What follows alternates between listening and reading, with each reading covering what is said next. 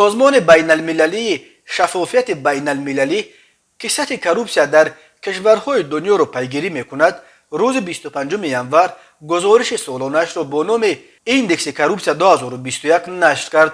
تاجیکستان در رده‌بندی امساله در این گزارش نیز در بین 180 کشور دنیا از نگاه سطح کروپسیا با 25 امتیاز از 100 امتیاز ممکن جای 150 را گرفته است.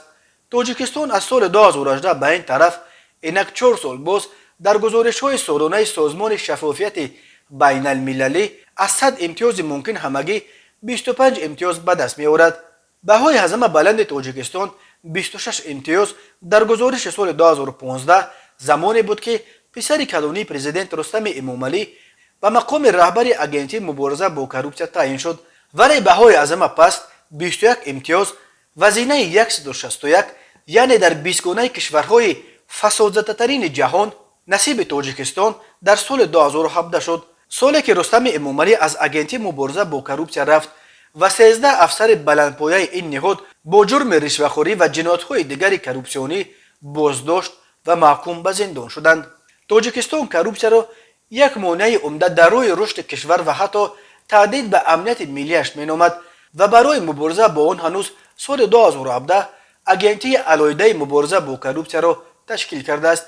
ولی منتقدان میگویند مبارزه مقامات تاجیکستان با کروپسیا با بازداشت ماهیچه‌های خرد چون کارمندان جماعت و کمیساریات‌های حربی و معلمان و زمینسازان محدود شده، کسی به نهنگ‌های بزرگی که اکثرش تحت حمایه نفران پرنفوذ از رده‌های بالای حکومت تاجیکستان قرار دارند کار نمیگیرد.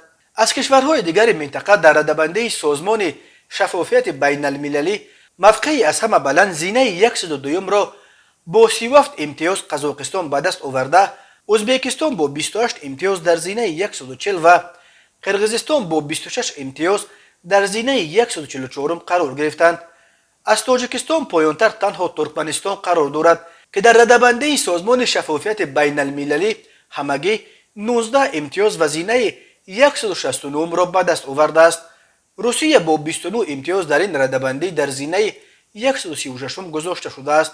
با وجود موقع نسبتا بلندش، مؤلفان گزارش اعتراضهای اخیر به ضد نرخ سوزشواری، کروپسیا و نابرابری در قزاقستان را نیز یادآور شده ذکر کردند که مقامات این کشور در عرصه مبارزه با کروپسیا به خانواده رئیس جمهور سابق نورسلطان نظربایف کاردار نمیشوند. در رده‌بندی سازمان شفافیت بین المللی دانیا، زلندیای نو و فنلاندیا با 88 امتیاز از 100 امتیاز ممکن کشورهای از کروپسیا پاکترین دنیا اعلان شدند.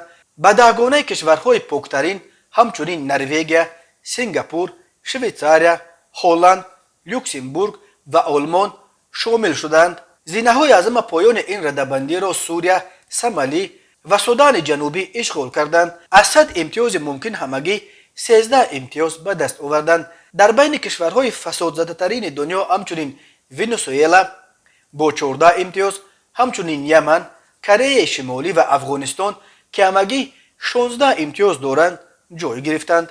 در گزارش این نکته تاکید شده است که کشورهای از کروپسیا پاکترین همه کشورهای صاحب نظام دموکراتی اند و برعکس کشورهای از همه فسادزده ترین همان دولت‌هایی اند که حقوق و آزادی‌های مردم را پایمال می‌کنند.